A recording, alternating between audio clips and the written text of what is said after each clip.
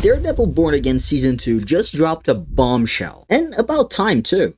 This show might have a lot of secret identity drama, especially compared to other superhero media these days, but it still only barely scratches the surface of the amount of issues Daredevil actually has with it on the day-to-day. And it's exciting to see the show diving deeper into it. But what are those issues? I mean, obviously we all know Kingpin knows about it, we probably know that there was a period there where everyone knew about it, but how did we get there? How many people found out in the past? And how did the show handle that reveal in comparison to the comics that inspired it? Strap in, folks, this is gonna be a long one. Like any self-respecting hero with a secret identity, a lot of the out-of-the-costume drama in Daredevil comics have to do with him trying to hide his superhero shenanigans from the people in his life. Specifically, his best friend and law partner Foggy Nelson and secretary and love interest Karen Page. Naturally, Matt had to come up with different excuses and lies about why he was always late or had to step out for a few hours every once in a while. Foggy and Karen never really suspected that he was Daredevil though. I mean, why would they? The guy is blind. Obviously. There were people, of course, who figured out before them. A couple of villains, a couple of heroes, a couple of random people. The most notable one, considering the aftermath, was Peter Parker, aka Spider-Man. He tracked down Daredevil to the offices of Nelson and Murdoch one day, and at first he actually assumes that Foggy is Daredevil, not Matt. He basically looked inside, saw a woman, a blind guy, and a chubby guy, and figured, well, Daredevil isn't a woman, and he can't be blind either, obviously, so it's gotta be the chubby guy. It leads to a very funny storyline where Foggy pretends to be Daredevil for a couple of issues. Yes, it is as silly as it sounds. Even more silly, though, is what comes after. Spider-Man eventually figured out that Daredevil was actually the blind guy all along. But don't worry, he won't tell anyone. And he made sure Matt knew that by writing him a letter, which he left on Matt's desk at work. Can you guess what happened? Yeah, Karen and Foggy found it. When they confronted Matt about it, he had to come up with an excuse on the fly. So, of course, he went with the only logical one. Spider-Man got him confused with his twin brother Mike, who was actually Daredevil. Because Matt can't be Daredevil, he's blind. Obviously. Foggy and Karen don't buy that excuse right away, because why would they? So Matt actually has to come back later dressed and acting differently, claiming that he is that infamous twin brother, Mike Murdoch. Also, as a side note, Matt's full name is Matthew Michael Murdoch. Do you think that if anyone had asked him at that point what Mike's full name was, he would have said Michael Matthew Murdoch? I like to think so. Anyway, Mike is cocky, a bit of a show-off, and somehow neither Foggy nor Karen ever questioned that they've never seen Matt and Mike together. You gotta love old comic logic sometimes. This goes on for quite a while, but eventually keeping up with 3 different identities started to take its toll on Matt, and he decides to do something about it. Not to mention, Mike flirted with Karen a lot, and Matt was starting to get jealous because Karen really started to like him. Yes, he got jealous of himself. Again, old comic logic. He fakes Mike's death in a very heroic, obvious way so that his friends have no doubts about what happened. He doesn't stop being Daredevil, of course. Instead, he claims to be a new Daredevil who had been trained by the original one, and his identity got to remain a secret for a while longer. It isn't too long after this when Matt tells Karen the truth, making her the first and one of the only people Matt ever willingly tells his secret to. Foggy, on the other hand, takes a while to find out. In fact, he's one of the last ones on the list, but more on that later. Before Foggy, we have a few more characters who figure it out, including Ben Urich, a reporter from the Daily Bugle. You probably know him, though due to copyright issues, he worked for a different paper. Ben became suspicious of a potential connection between Heather Glenn, Matt Murdock's girlfriend at the time, and Daredevil. After some digging, he's able to put the pieces together and figure out the truth. He had a full article written, one that could completely change his life. Before publishing it though, he goes to talk to Daredevil personally, and here's his story from his perspective. By the end of their talk, Ben decides to scrap the whole article, and promise to protect Daredevil's secret identity. He didn't fully delete that article though, and that became a problem later. But let's put a pin on it for now. There's a lot to get through before that. Another very important character to find out was, of course, Wilson Fisk, Kingpin. It wasn't this little arc called Born Again or something. Has anyone heard of it? It's like very underrated, you know? Okay, jokes aside, of course, Born Again is one of the most relevant comic book stories, not only for Daredevil, but Marvel in general.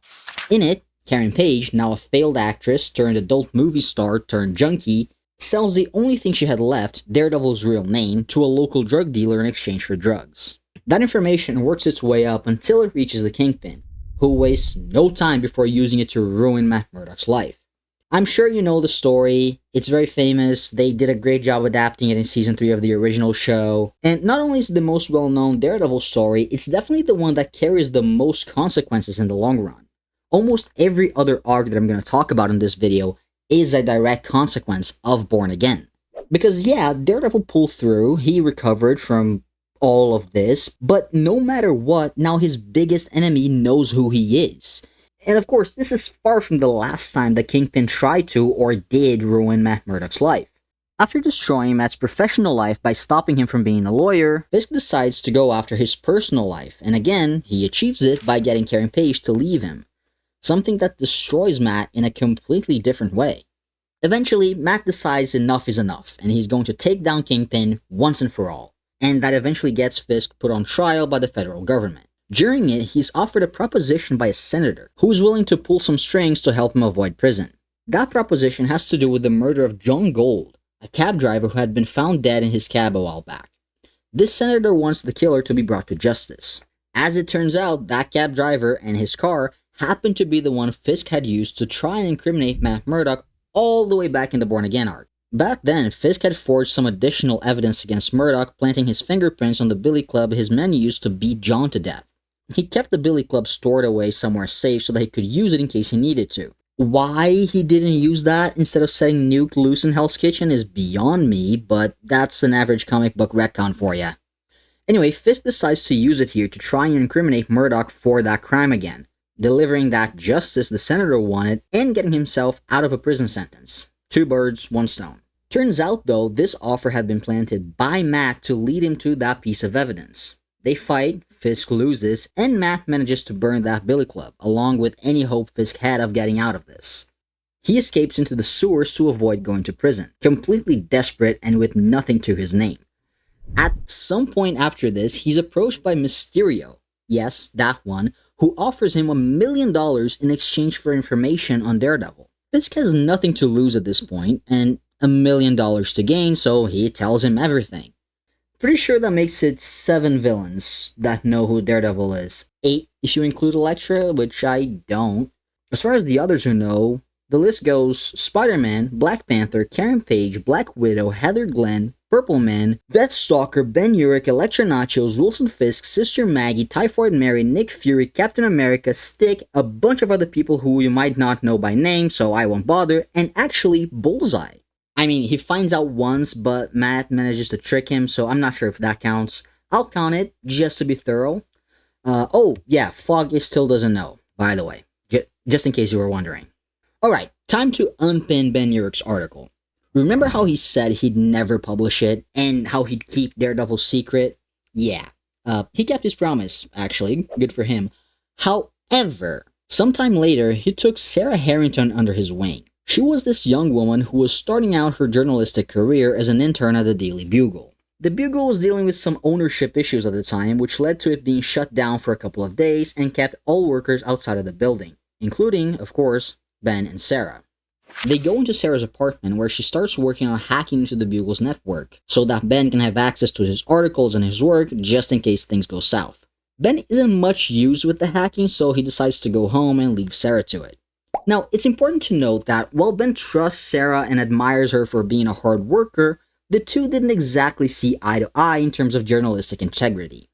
Ben insisted that journalism should be about the truth, about putting in the work into piecing together facts, no matter how long it took or how much credit he got. Sarah, on the other hand, was all about the payoff, about breaking a big story and being recognized for it. So when she stumbles upon Ben's old article on Daredevil, the one that reveals his real name, well, she sees an opportunity. She sees her chance to be the most talked about reporter in the city. She goes to a small newspaper called Big Apple Advocate to get the story published under her own name, obviously behind Ben's back, who isn't happy about what she did. Of course, neither is Matt now that everyone he's come in contact with is in danger because of that article. Oh, it's important to note that this is the first time the press leaks Daredevil's identity like that. Do not get it confused with the one in the Bendis run. I'll get to it in a minute. This time, well, nothing really comes of it. An angry mob of reporters break into Matt Murdock's apartment only to find nothing out of the ordinary. And in part due to the danger that the article put his loved ones in, Matt later fakes his own death. Yes, again. As Daredevil continued to be active after Matt Murdock's death, the rumor eventually died down, and it wasn't talked about much beyond this arc. By the way, no, Foggy still didn't know at this point, but that's okay because a while after this, he does finally find out. It only took him 31 years. He actually finds out about Daredevil the same moment he finds out Matt's still alive after all this. I don't think I need to tell you that he wasn't exactly happy with being lied to for so long. He and Matt eventually work it out, like they always do, and start working together as Nelson and Murdock once again. Happy ending, right? Yeah, for a while. Anyway, there's the second time Daredevil's identity is leaked by the press, and that's when we get some really interesting stuff. This time, it wasn't a major villain plot to ruin Matt Murdock's life, or even a fame-hungry reporter eager to make a name for herself. The way that Daredevil's real name ended up on the front page this time was through a series of misfortunes, betrayals, a healthy level of workplace gossip, and especially an FBI agent who was struggling to make ends meet and wanted to provide his wife with a better life. This agent's name was Henry Dobbs. He had been the one responsible for interrogating Sammy Silk after he escaped a murder attempt by Vanessa Fisk in retaliation for Silk being one of the masterminds behind the plan to murder Wilson Fisk, her husband. By the way, yes, I am aware this is a lot of information. If you want to know more about this, there's a video about it. I'll link it down below. Silk wanted to cut a deal in order to get into witness protection, and offered them Daredevil's identity in exchange for the FBI's aid in leaving the city and disappearing. The FBI didn't accept the offer, and the director forbade Henry and his partner from carrying on the investigation on Murdock. Henry, however, decided to make some extra cash by selling that information to the Daily Globe. Once that was published, Matt spent a lot of time denying that he's Daredevil, going so far as suing the paper. But the damage was already done.